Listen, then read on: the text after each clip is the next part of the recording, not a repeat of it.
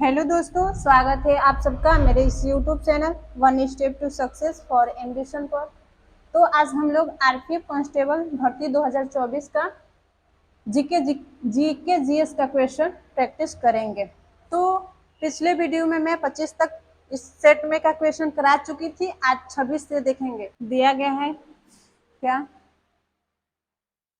दिया गया है निम्न में से किन दो नदियों का एक समूह से अपने अपने समुद्र में गिरने से पूर्व विश्व के सबसे बड़े मुहाने का निर्माण करता है। सबसे बड़े मुहाने का निर्माण करता है। तो इसका राइट आंसर क्या होगा? ऑप्शन ए दिया गया है गंगा, ब्रह्मपुत्र, राइन, सिंध, नील, यूफ्रेट्स, डेन्यूब, थेम्स। तो इसका राइट आंसर हो जाएगा ऑप्शन ए, गंगा और ब्रह्मपुत्र। ये अपने मुहाने से गिरने से पहले विश्व का सबसे बड़ा डेल्टा सुंदरबन डेल्टा का निर्माण करते हैं। विश्व का सबसे बड़ा डेल्टा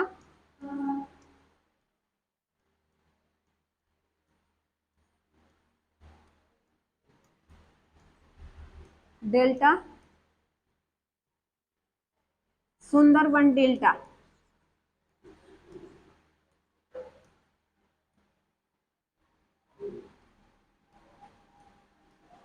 डेल्टा का निर्माण करती है। सुंदरबन डेल्टा का विस्तार कहां से कहां तक है? तो भारत से बांग्लादेश के मध्य है। इसका विस्तार भारत से बांग्लादेश के मध्य है।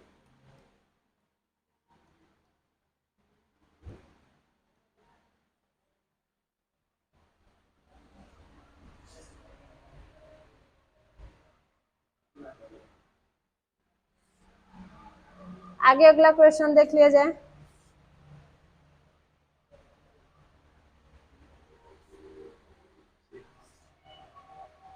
सत्ताईस नंबर क्वेश्चन दिया गया है। ग्रामीण क्षेत्रों में यात्रा करते समय कई क्षेत्रों में लाल रंग की मिट्टी देखते हैं। मिट्टी का ऐसा रंग होने का कारण है? ऑप्शन ए दिया गया ह्यूमस की प्रचुरता, मैग्नीशियम, नाइट्रोजन की उपस्थिति, फेरिक ऑक्साइड की प्रचुरता। तो इसका राइट आंसर हो जाएगा फेरिक ऑक्साइड की प्रचुरता। ऑप्शन डी इसका राइट आंसर हो जाएगा। तो देखिए, ये लाल मिट्टी हमें कहाँ देखने को मिलती है? तो पठारी क्षेत्र में। जो पठारी क्षेत्र होता है वहां पे लाल मिट्टी देखने को मिलती है।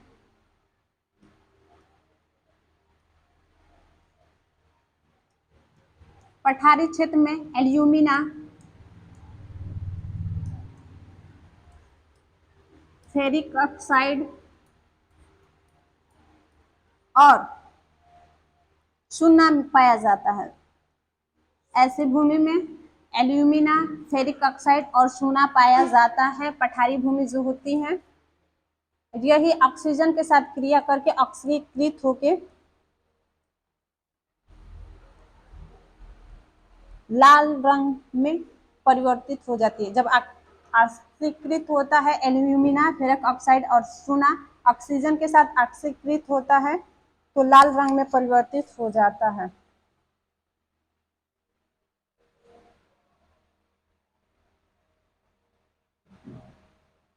तो क्या होता है? लाल रंग में परिवर्तित हो जाता है।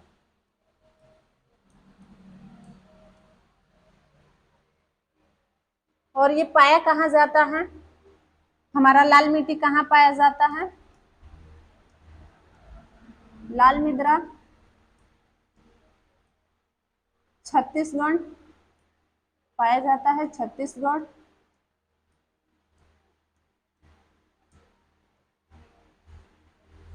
झारखंड,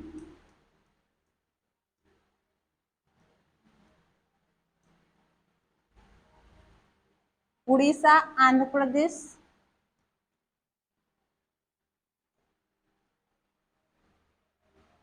आंध्र प्रदेश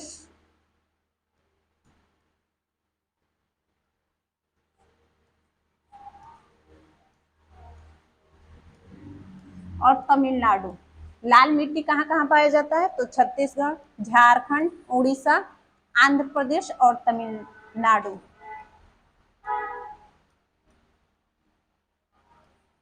इस मिट्टी में कौन सी फसल उगाई जाती है? मूंगफली,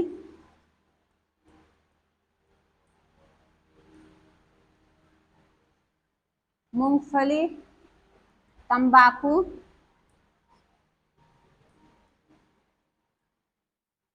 बाजरा और राई। बाजरा और रागी। लाल मिट्टी में ये सभी फसलें उगाई जाती है। आगे देख लीजिए, अगले क्वेश्चन पे चलते हैं। 28 नंबर क्वेश्चन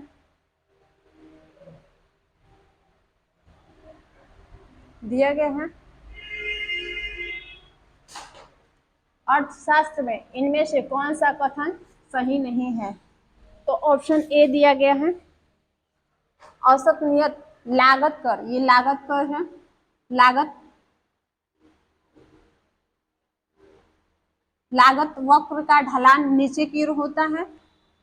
बी ऑप्शन दिया गया है, लंबे समय में सभी इनपुट नियत होते हैं।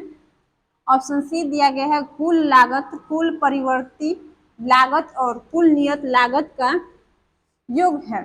ऑप्शन डी दिया गया है, अल्पकालीन सीमांत लागत औसत परिवर्ती लागत और अल्पकालीन औसत लागत के वक्र यू आकार के होते हैं।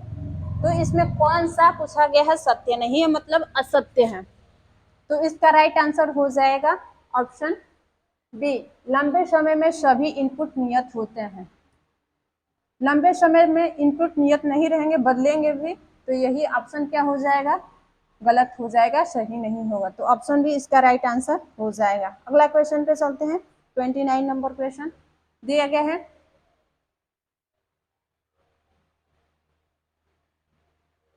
प्रौद्योगिकी क्षेत्र भारत में महिला रोजगार का सबसे बड़ा नियोक्ता क्षेत्र है।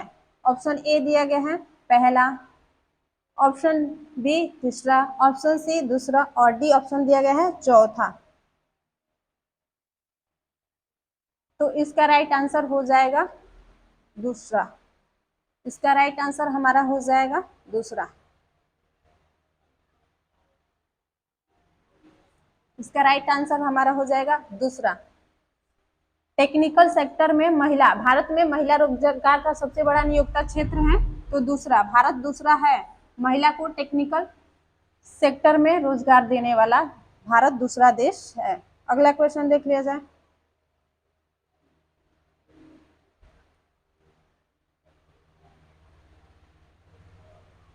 दिया गया है, देश के मौद्रिक प्राधिकरण भारतीय रिजर्व बैंक की कुल देयता कहा जाता है। ऑप्शन ए दिया गया है मुद्रा जमा आरक्षित, ऑप्शन बी दिया गया है बेस मनी, ऑप्शन सी दिया गया है क्रेडिट रिजर्व अनुपात, ऑप्शन डी दिया गया है संकीर्ण और व्यापक मुद्रा। तो इसका राइट आंसर हो जाएगा बेस मनी, जिसका दूसरा नाम है पावर्ड मनी। पावर्ड मनी,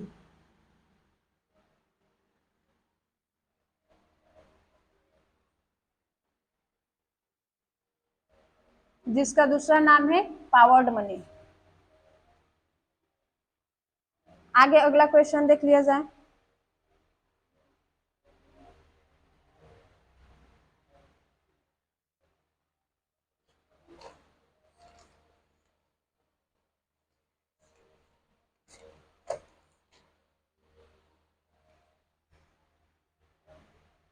एक सेकेंड, एक और बात पावर्ड मनी के बारे में, इसको पावर्ड मनी कहा जाता है।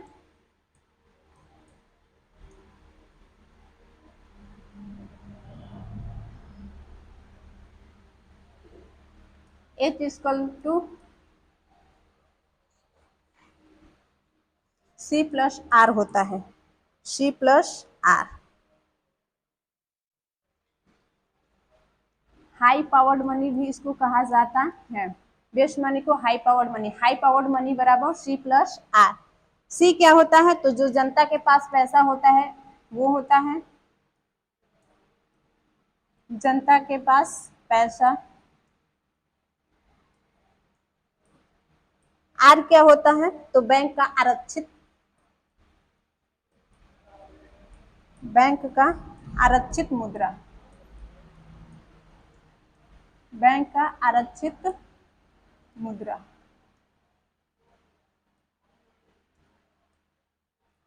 तो बेस मनी, देश के मौद्रिक प्राधिकरण भारतीय रिजर्व बैंक की कुल देयता को क्या बोलते हैं? तो बेस मनी। इसको हाई पावर्ड मनी भी कहते हैं।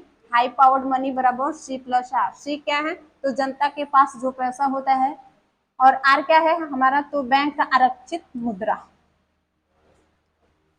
आगे 31 नंबर क्वेश्चन देख लिया जाए। दिया गया है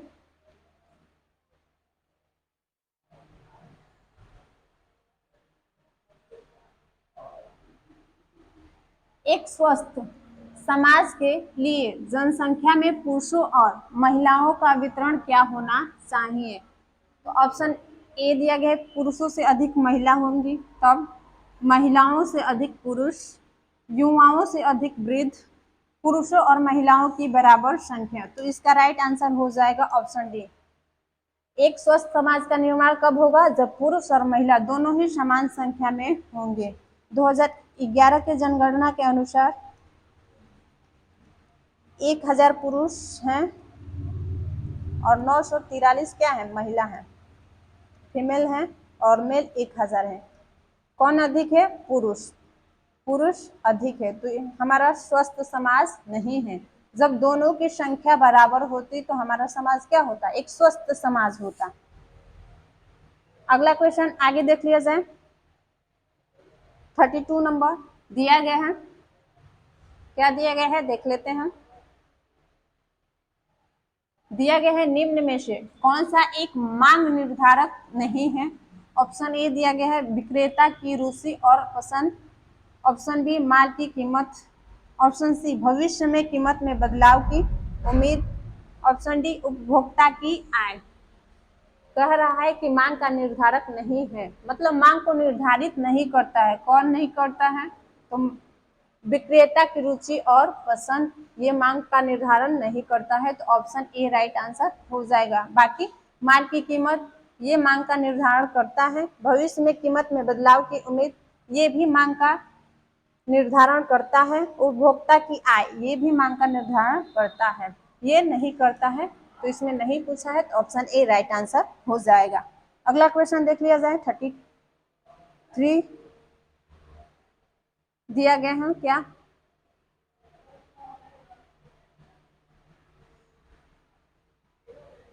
इसको इस साइड ले लेते हैं। तो दिया गया है देश के विभिन्न हिस्सों में नव वर्ष को अलग अलग नामों से मनाया जाता है, निम्न के साथ सुमेलित कीजिए। यहाँ पे नव वर्ष दिया गया है और किस राज्य में मनाया जाता है ये दिया गया है, तो इसको सुमेलित करना है। तो हमारा विशु, जिसको विशु भी बोलते हैं, ये कहाँ मनाया जाता है? तो ये केरल में मनाया जाता है। पुंथांडु ये तमिलनाडु में मनाया जाता है। कहाँ मनाया जाता है? तमिलनाडु। गुड़ी पड़वा महाराष्ट्र में मनाया जाता है, और पोइला बोईशाख पश्चिम बंगाल में मनाया जाता है। तो ए नंबर का चौथा ऑप्शन, सॉरी ए का तीसरा ऑप्शन केरल किस में है? तो देख लीजिए ऑप्शन सी में ही पहला का तीसरा है, बाकी किसी में नहीं है। तो एक भी हमें मालूम रहता है कि विशु विशु कहाँ मनाया जाता है? महाराष्ट्र में, तो हम ऑप्शन सी को टिक कर ले जाते हैं। तो ऐसे क्वेश्चन को पूरा देखने की जरूरत नहीं होती, एक दो से ही पकड़ में आ जाता है इसका राइट आंसर क्या होगा। इसका ऑप्शन सी राइट आंसर हो जाएगा। आगे अगला क्वेश्चन देख लिया जाए।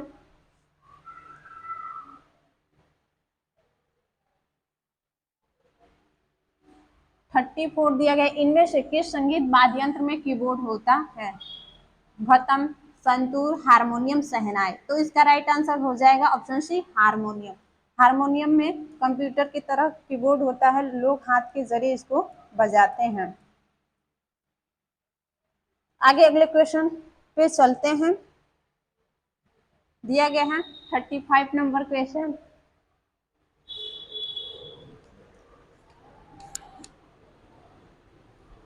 कह रहा है कि दिए गए विकल्पों में से रोहिंग्या मुसलमान के मूल निवासी है, रोहिंग्या मुसलमान के मूल निवासी है। तो इसका राइट आंसर क्या हो जाएगा, देख लीजिए। दिया गया है चीन, म्यांमार, नेपाल, भूटान। तो इसका राइट आंसर हो जाएगा म्यांमार। इसका राइट आंसर हो जाएगा म्यांमार। रोहिंग्या मुसलमान कहाँ मिलते हैं, तो म्यांमार में। ये छोटा सा दाढ़ी रखते हैं हल्का सा, उसके बाद छोटा सा टोपी एकदम बीच में लगाते हैं, उसी को बोलते हैं रोहिंग्या मुसलमान। और नेपाल में एक समुदाय पाई जाती है मधेसी। नेपाल में मधेसी समुदाय के लोग पाए जाते हैं, मधेसी समुदाय। आगे अगले क्वेश्चन पे चला जाए। 36 नंबर दिया गया है, शांति स्वरूप भटनागर विज्ञान एवं प्रौद्योगिकी पुरस्कार भारत में निम्न में से किस संस्था निकाय द्वारा प्रतिवर्ष दिया जाता है। प्रतिवर्ष दिया जाने वाला एक विज्ञान पुरस्कार है। तो ऑप्शन ए दिया गया है, वैज्ञानिक एवं औद्योगिक अनुसंधान परिषद CSIR, जैव प्रौद्योगिकी विभाग DBT, विज्ञान और प्रौद्योगिकी विभाग DST। ऑप्शन डी दिया गया है, भारतीय चिकित्सा अनुसंधान परिषद ICMR। तो इसका राइट आंसर हो जाएगा ऑप्शन ए, वैज्ञानिक एवं औद्योगिक अनुसंधान परिषद के द्वारा ये शांति स्वरूप भटनागर विज्ञान एवं प्रौद्योगिकी पुरस्कार दिया जाता है। इसका फुल फॉर्म क्या होता है, CSIR का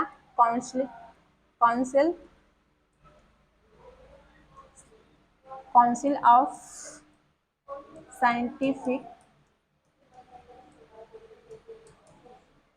counselling of scientific and industrial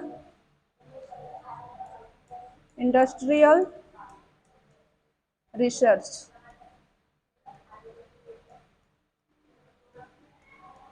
इसका फुल फॉर्म क्या होता है, counselling of scientific and industrial research, CSIR का।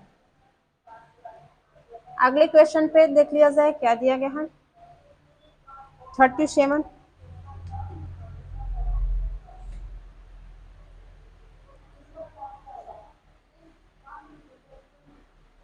दिया गया है, विश्व बौद्धिक संपदा संगठन का मुख्यालय कहाँ स्थित है।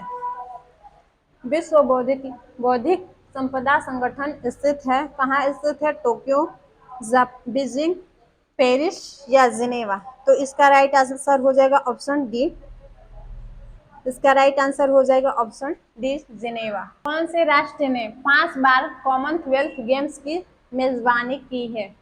ऑप्शन ए दिया गया Australia, option B England, option C Canada, option D New Zealand.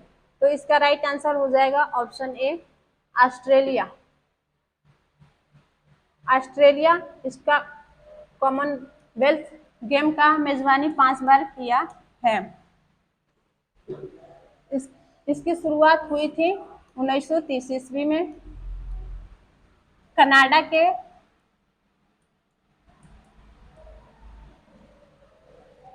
Hamilton में खेला गया था पहली बार 1930 ईस्वी में। कब खेला गया था, तो 1930 ईस्वी में पहली बार। भारत पहली बार खेला था इसमें 1934 में। भारत पहली बार इसमें 1934 में खेला था। कहाँ, तो लंदन। कहाँ खेला था, लंदन। जिसमें राशिद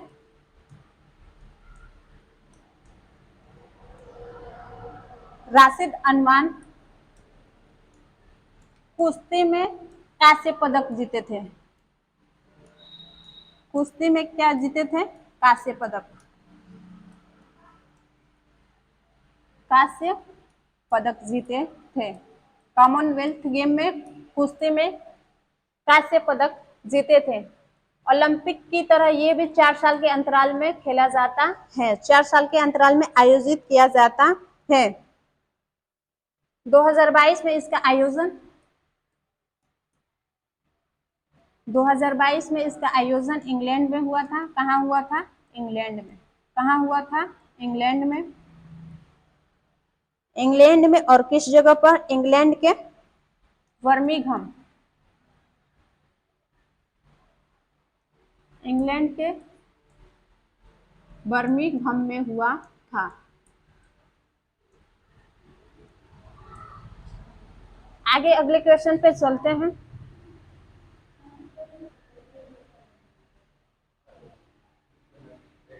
दिया गया है 41।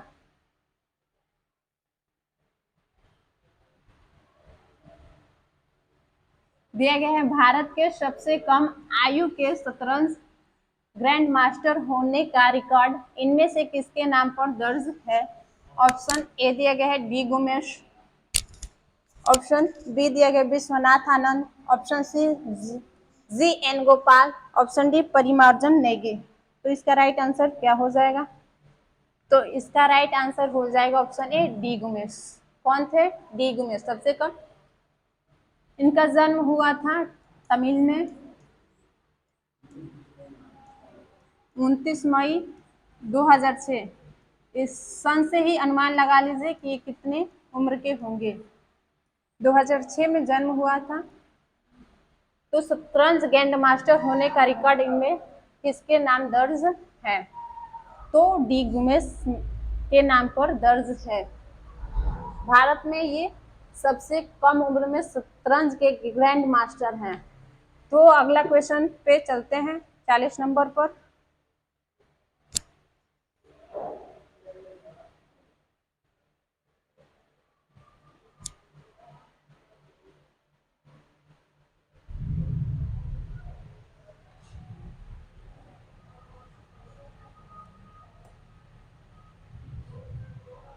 चालीस नंबर क्वेश्चन बोल रहा है 2022 एशियाई खेलों का आयोजन हुआ था। कहाँ हुआ था? बीजिंग, हांगझोउ, संघाई या बेनगाडो।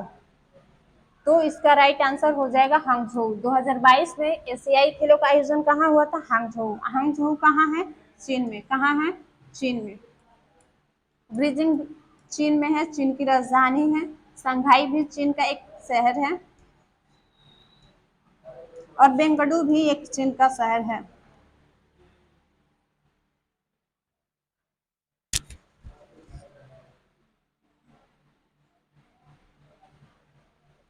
अगला क्वेश्चन देख लिया जाए 41 नंबर।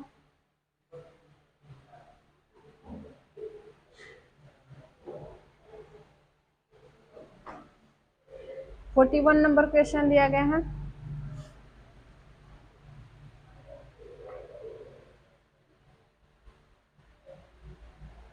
भारतीय मूल का प्रथम नागरिक जिसे नोबेल शांति पुरस्कार प्रदान किया गया है कौन है? रविन्द्रनाथ टैगोर, मदर टेरेसा, या कैलाश सत्यार्थी, या अमर्त्य सेन। तो इसका राइट आंसर हो जाएगा कैलाश सत्यार्थी। भारतीय मूल के प्रथम नागरिक थे। भारतीय मूल का मतलब ये रहते होंगे विदेश में और भारत के होंगे। तो इनको 2014 में पुरस्कार मिला था नोबेल शांति के क्षेत्र में। 2014 में किसको? कैलाश सत्यार्थी को। इसके अतिरिक्त 2014 में पाकिस्तान के मलाला यूसुफजई, मलाला यूसुफजई को मिला था, संयुक्त रूप से मिला था इन दोनों को 2014 में। कैलाश सत्यार्थी एक आंदोलन चलाए थे। क्या? तो बचपन बचाओ आंदोलन। बचपन बचाओ आंदोलन। कैलाश सत्यार्थी का आंदोलन है बचपन बचाओ आंदोलन।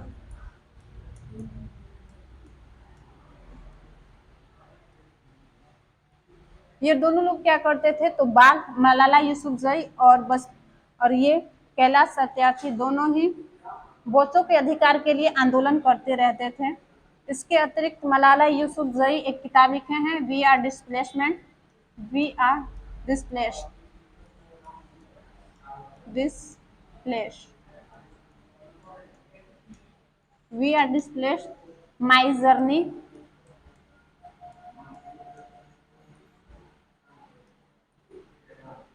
And story and story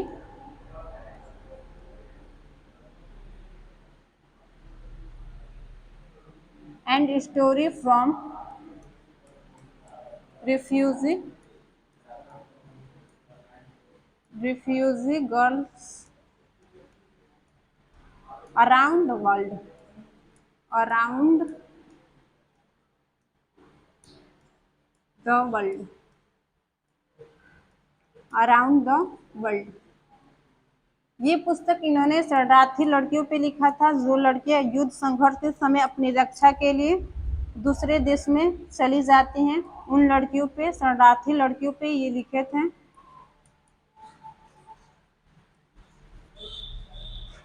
Bharat में इनके ऊपर बना एक फिल्म है गुल मकई। कौन सा फिल्म है? गुल मकई।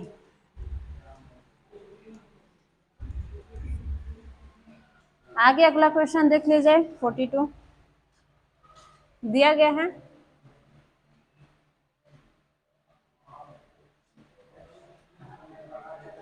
दादा साहब फाल्के पुरस्कार किस क्षेत्र से संबंधित है? दादा साहब फाल्के पुरस्कार खेल से संबंधित किस क्षेत्र से संबंधित है? तो ऑप्शन ए दिया गया है साहित्य, ऑप्शन बी दिया गया है सिनेमा, ऑप्शन सी पत्रकारिता, ऑप्शन डी बॉलीवुड। तो इसका राइट आंसर हो जाएगा option B cinema. Dada Saheb Phalke पुरस्कार किससे संबंधित है? तो सिनेमा से संबंधित है। सिनेमा के पिता कौन थे? सिनेमा के पिता कौन थे? दादा साहब फाल्के। उन्हीं के नाम पर इस पुरस्कार का नाम रख दिया गया है, दादा साहब फाल्के। सिनेमा जगत के पिता थे। पहली बार पुरस्कार पाने वाली थी, पहली बार यह पुरस्कार कौन पाई थी? तो देविका रानी रोरिक। कौन थी? देविका रानी रोरिक। देविका रानी रोरिक।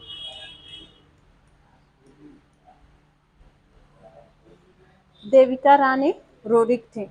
ये भारतीय सिनेमा का सबसे बड़ा पुरस्कार है। दादा साहब फाल्के पुरस्कार भारतीय सिनेमा का सबसे बड़ा पुरस्कार है। आगे चलते हैं अगले क्वेश्चन पर। 43 नंबर पर दिया गया है, 43 नंबर पर रेसिस्टेंस की यूनिट क्या है? रेसिस्टेंस की यूनिट क्या है? रेसिस्टेंस मतलब प्रतिरोध। क्या होता है? प्रतिरोध। प्रतिरोध की यूनिट क्या है? एम्पियर, वाट, ओम या वोल्ट। तो इसका राइट आंसर हो जाएगा ऑप्शन सी, ओम होता है।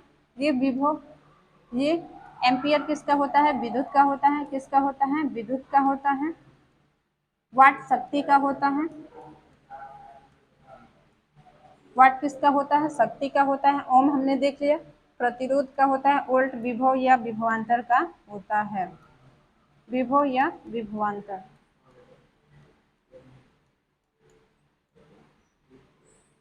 आगे अगले क्वेश्चन पे ध्यान देते हैं। 44 दिया गया है,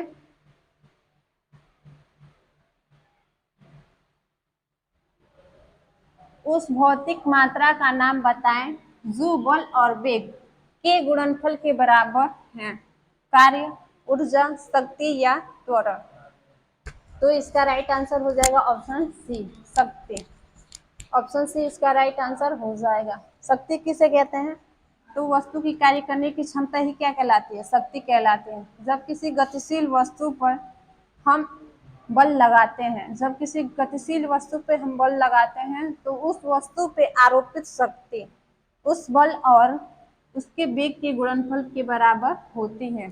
P equal to F into V होता है। तो यही पूछा है क्वेश्चन में, बल और वेग के गुणनफल के बराबर होता है। तो कौन होता है? तो शक्ति। कौन होता है? शक्ति। अगले क्वेश्चन पर चलते हैं। 45 दिया गया है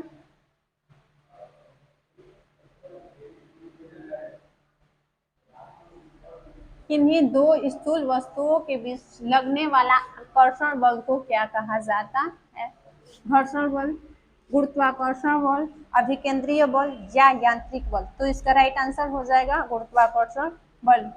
इसकी खोज किसने किया था? Newton, sir Isaac Newton. इनके अनुसार गुरुत्वाकर्षण बराबर होता है, गुरुत्वाकर्षण बल बराबर F equal to G m1 into m2 बटा में d का स्क्वायर। m1 m2 क्या है? तो द्रव्यमान है, पहली वस्तु का द्रव्यमान, ये दूसरी वस्तु का द्रव्यमान। हमारा d क्या है? दोनों वस्तु के बीच की दूरी। और g क्या है? ये गुरुत्वाकर्षण नियतांक। क्या है? गुरुत्वाकर्षण नियतांक या सार्वत्रिक नियतांक भी कहते हैं।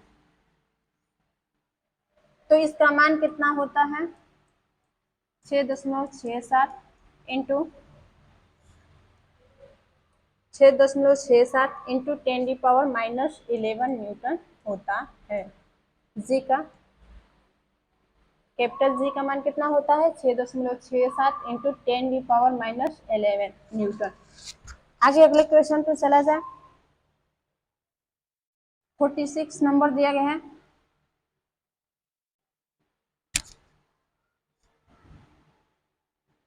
द्रव्यमान के आधार पर अमोनिया में नाइट्रोजन और हाइड्रोजन का निश्चित स्थिर अनुपात ज्ञात कीजिए।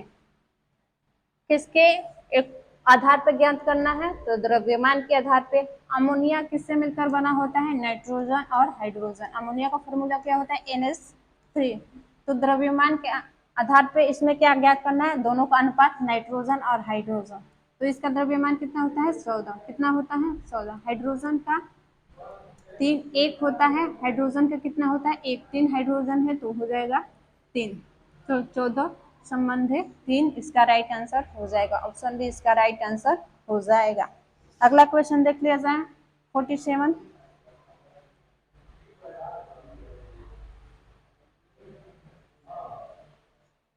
दिया गया है, किसी तत्व का परमाणु क्रमांक नाभिक में मौजूद की संख्या के बराबर होता है? किसकी संख्या के बराबर होता है परमाणु क्रमांक? तो नाभिक में मौजूद प्रोटॉनों की संख्या के बराबर होता है। अगला क्वेश्चन देख लिया जाए। 48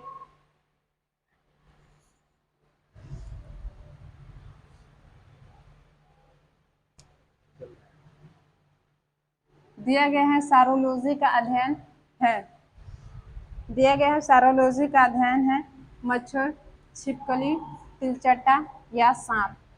तो इसका राइट आंसर हो जाएगा छिपकली।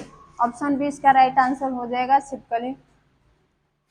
एंटेमोलॉजी, मोलॉजी में मच्छर का अध्ययन करते हैं, जितने भी कीट पतंग आते हैं एंटोमोलॉजी में उनका अध्ययन करते हैं। छिपकली का सारोलॉजी, तिलचट्टा का आर्थ्रोपोडा,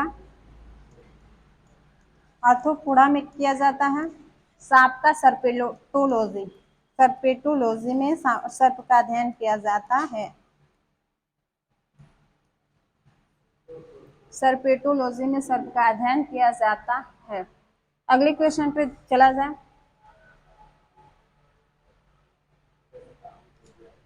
दिया गया है फ्लोएम के अतिरिक्त निम्नलिखित में से अन्य सभी से मिलकर बना है। 49 नंबर दिया गया, फ्लोएम के अतिरिक्त निम्न में से अन्य सभी से मिलकर बना है। दिया गया है चालनी नलिकाएं, फ्लोएम वाहिका, सहकोशिका, फ्लोएम तंतु। तो इसका राइट आंसर हो जाएगा सहकोशिका। ऑप्शन सी इसका राइट आंसर हो जाएगा। पौधों में संवहन नलिका दो होती हैं। संवहन ऊतक दो होते हैं। कौन कौन? तो एक जाइलम, एक फ्लोएम। Xylem, phloem. दूसरा क्या होता है? फ्लोएम।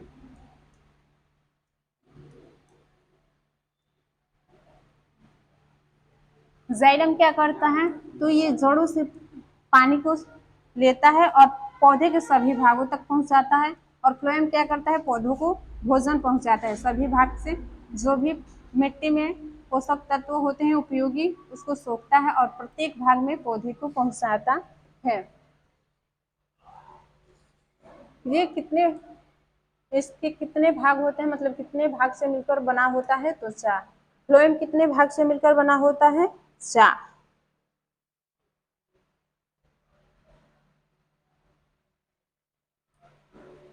पहला होता है साल्ली नालिकाएं, दूसरा फ्लोएम वाहिकाएं, तीसरा फ्लोएम तंतु, तीसरा क्या होता है, फ्लोएम तंतु। ये तीनों यहीं पे दिया गया है, पहला, दूसरा, तीसरा। और चौथा होता है सखी कोशिकाएं। चौथा होता है सखी कोशिकाएं।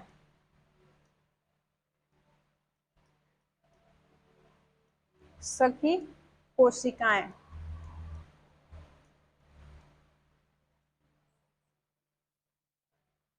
क्या होता है, सखी कोशिकाएं, चौथा। तो ये तीनों मिल रहा है, सह कोशिका नहीं होता है, तो यही राइट आंसर हो जाएगा। अगला क्वेश्चन देखते हैं, लास्ट क्वेश्चन है 50 नंबर क्वेश्चन देख लिया जाए।